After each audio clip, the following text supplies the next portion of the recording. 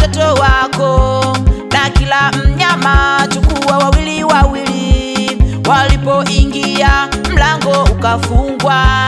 Hasira ya Bwana ikawaka juu ya nchi, hasira ya Bwana ikawaka juu ya nchi. Mlango ulipofungwa ndipo balaa lilipoanzia. Mungu akaachilia gharika juu ya nchi.